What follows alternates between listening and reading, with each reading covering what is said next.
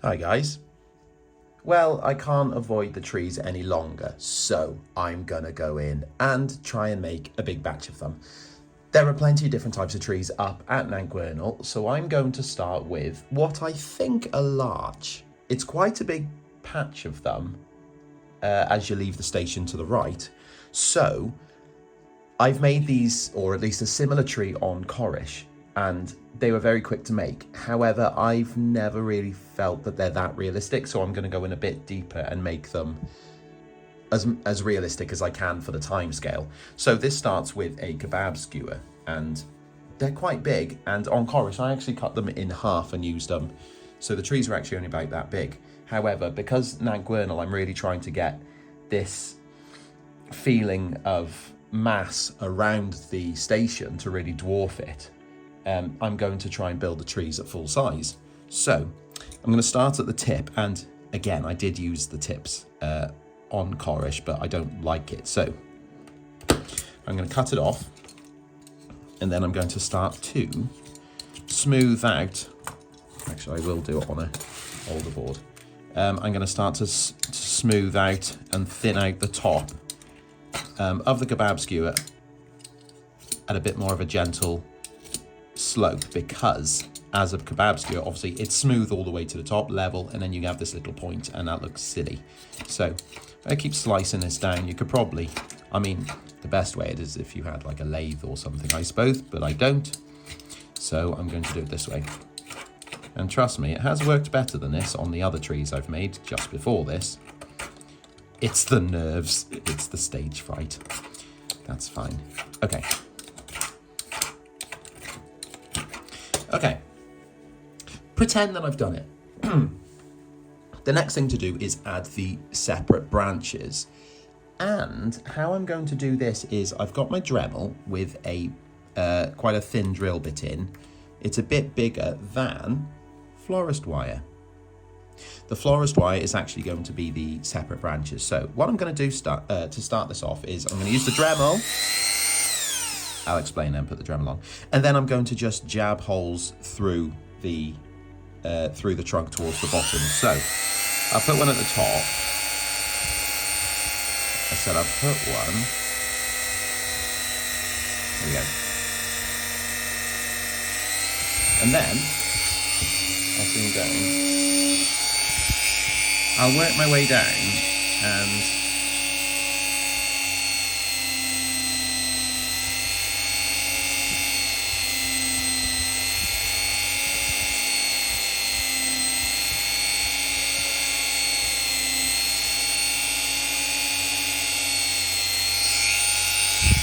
okay, so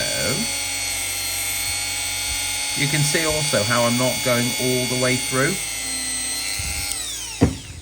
And when I started making these, I did go all the way through. So I thought, oh, that's twice as many branches in one hit, because you could stick them through. And essentially you'd have them sticking like this. But actually it looked really fake. So I'm going to, and I'm getting hollered by a 3-year-old now, so I'll go and see what she wants. Okay. She can hear me through the wall, which is nowhere to hide for me. So what this is doing is basically, I've got all these little holes. They're going to be random all the way down, and I'll finish it off, and then I'll show you the next step visually. Okay, so I've got my sticky stick, and this is now going to be the basis of the tree. It's got all its holes in, and they're nice and random, and I've done a bit more scraping off of the wood around it to make it a bit more uneven and a bit more slightly thinner towards the top. So the next thing to do is start to add the branches. And how I do this is I use florist wire, which is like this stuff.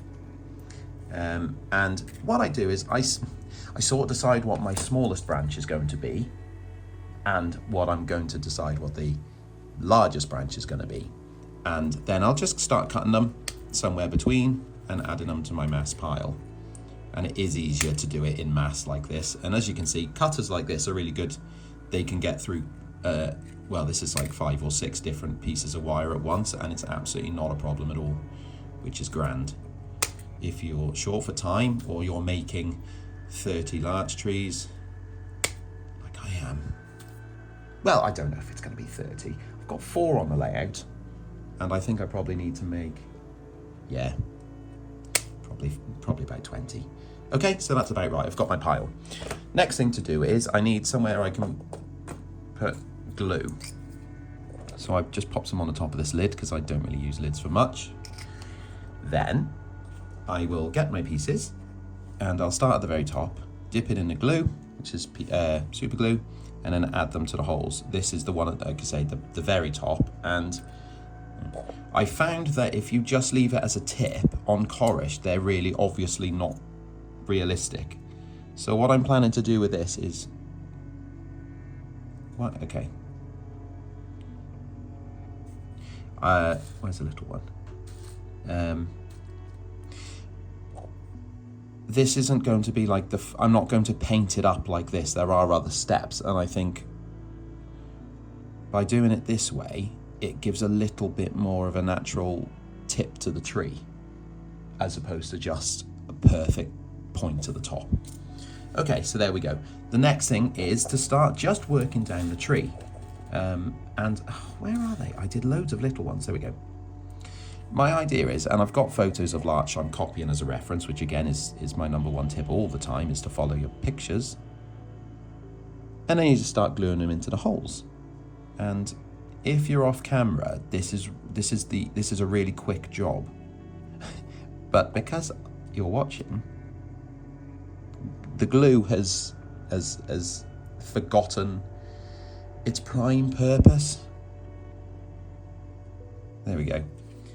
So I'm going to work down and I'm going to just stick that one in. I'm actually going to scoot down towards the middle where the larger branch is going to be, and I'm going to show you something just to add a bit of detail.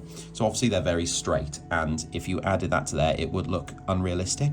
So I glue them facing down, but with a bend in them. So I try to just bend a little bit gentle. And when you glue it down facing down, can you see how it's, whilst the branch coming from the trunk is facing down, it then starts to bend back up towards the ends. When you do that the whole way around the tree, it gives a really nice look, which you seem to get on Larch as they're drooping. So I'm going to do the whole of the tree and then we'll move on. So I've got my tree and I've actually made, I think, 15 to 17 of them in the one section of the layout. Now they're all at this stage, which is like their basic raw look.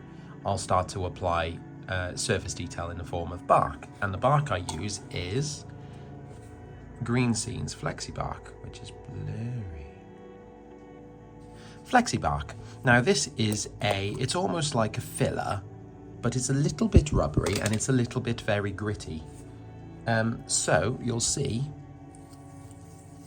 how gritty that really is. So how you use this stuff is quite simple if you've not used it before. You get your tree, and I'm just going to work from the top and just start to basically paint it on. And I go down the branches as well.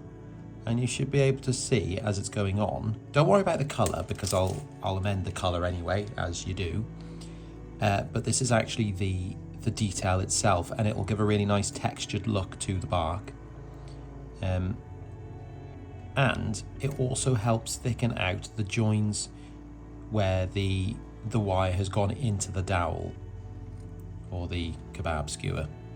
If you really know, that was its prime purpose before. There we go, and you can sort of make it blend in like that there, and it looks quite nice, and definitely makes it not look like wire stuck in the kebab skewers, because that's not a look you find in the wild very often around these slopes of Nant Gwernol, providing people haven't been camping up there and littering after their barbecues. So there we go. Yeah, I'll do that to all the trees and I'll let them dry, and then we'll start going over with a bit of paint. Right, so It's all nice and dry now, and I've got a big batch of larch that need to have their colours altered before I start adding the fibres. I didn't do this on Corish. I left them as the colour as the paste comes, the flexi bark, and actually it's quite like pink. So that's the one niggle I've had with Corish really when I look at the trees, is that I don't like the colour of the bark. So this time I'm going to give it a couple of coats of paint to adjust that. The first thing is, I've looked at photos of larch, and the bark is quite light. So what I'll do is I'm going to go in with a base coat of earth brown, obviously, and then I'll probably dry brush a lighter colour over the top, and what that should do is pick up the texture in that flexi bark paint as well, because that was very gritty. The earth brown is acrylic, so this has been thinned down a little bit with water. It's just a case of working around now, trying to hit every side of the tree and the little branches, and you should be able to see already how much better that looks compared to the pink towards the top, which I hate.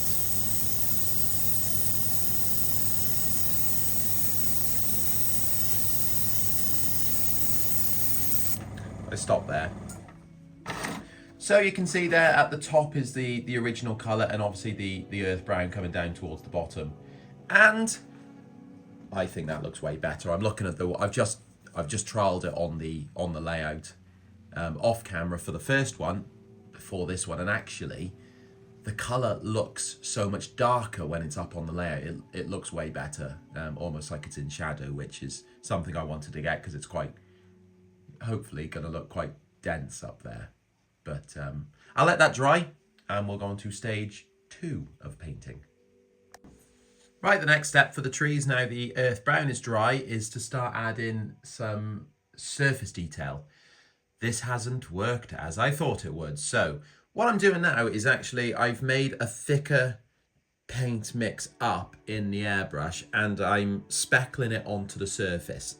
I've looked at photos of the trees up at Nant Gwernol, and there's an awful lot of moss and things growing on them, so I'll probably go in and do a bit of green later, but for now I just wanted to add variation to the earth brown. So with the airbrush, how I'm doing this, because it's too thick to go through the airbrush, is actually to pull the needle back as I'm spraying, and it gives, if I do it somewhere like down here, you get these, well that's too much, like specklies. So on the tree itself,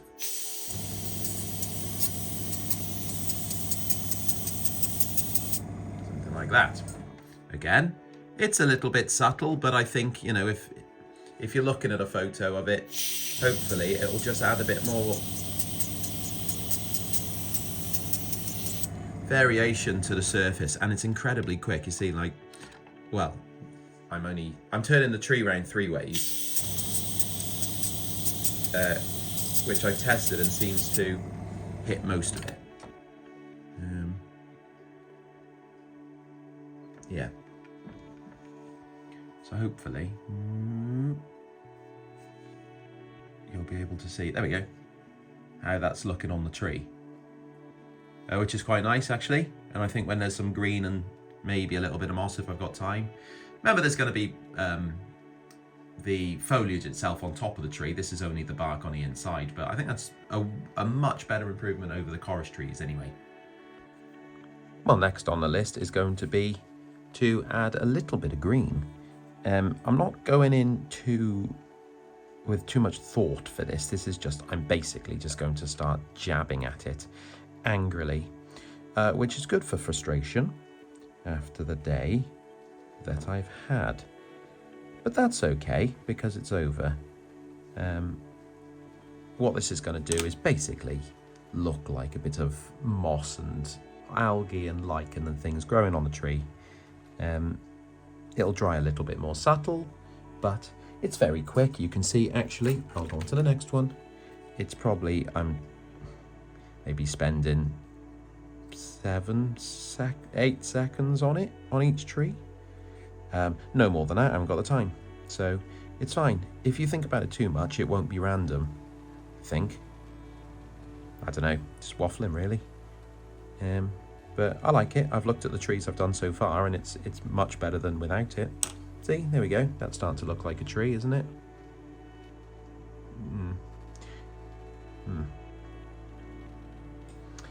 Right, well, all the trees are dry and ready for the fibres to be applied. And I have bought a larger amount of fibres because I would definitely run out through this project. So I got these big tubs from Amazon. Terrain static grass model with Eve model. Never heard of it, but it could get next day, so that was good for my lack of planning. So you've seen me use hairspray before, and this is not going to be any different. The idea is to try and build it up on the branches, and that takes maybe 4 or 5 different passes. So I'll spray with the, I've got the can here, and I'm actually spraying down from the top,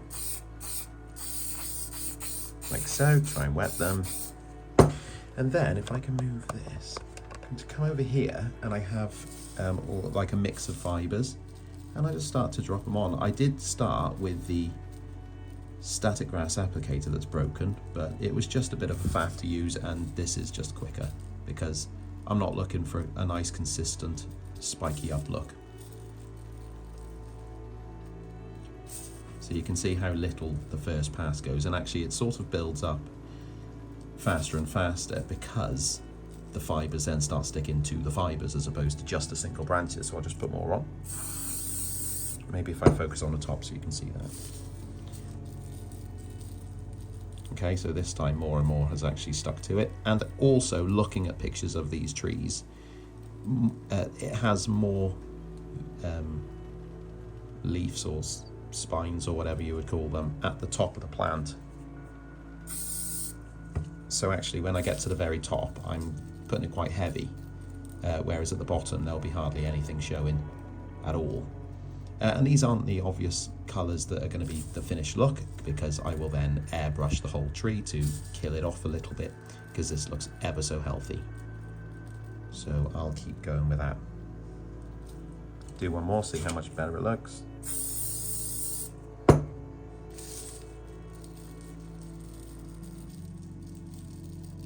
Okay, so you're really starting to build up on the branches now. And this is also quite good because you're reusing anything that falls off, and the static grass applicators are good, but they do go everywhere. Whereas this is quite contained because they're not actually static at this point. Gives you a bit of an idea. Actually, what I'll do is I'll show you how the trees look as I'm doing them on the layout, because I'm just sticking them on the top here, but there you go. So they're just stuck in there just for somewhere to dry.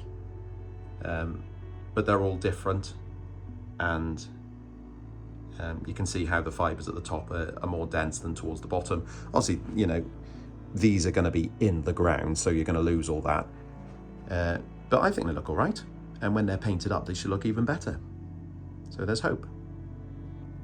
Well, I've just been trialling different colours, and would you believe it? The best colour to put on these trees is actually earth brown, which I try to avoid because I really feel like I use it for everything, but actually it's working. So here's a garishly bright tree, but not for long.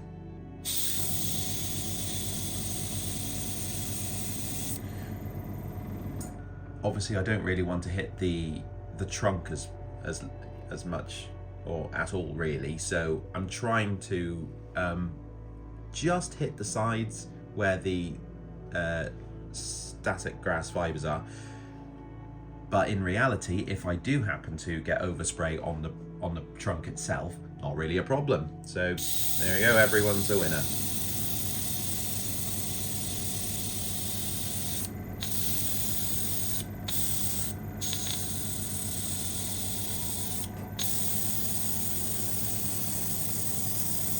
Die tree. Well, hopefully you can see how all of a sudden this tree's not looking so healthy. This isn't the only step. I will be adding other colours, but much better, much better. And shows that it doesn't really matter what colour your static grass fibres are, because you colour them, just colour them yourself. Yeah, really happy with that. It's completely changed the look of the trees. It's really brought like a realism to them, which is good because they didn't look realistic at all before. The last thing I want to do is just try and get a little bit more autumn on it, which means a bit more orange. I've made a mix of a few different colours that I've got here, which should be up on the screen if I'm doing my job. And I'm just going to try and sort of touch the... I'm going to do it from above. And I'm just like lightly coating it from above, which is giving like an orangey highlight. Very subtle, because I've watered it down, but ooh, yeah. A few people mentioned on the Falcon video that I didn't sound confident.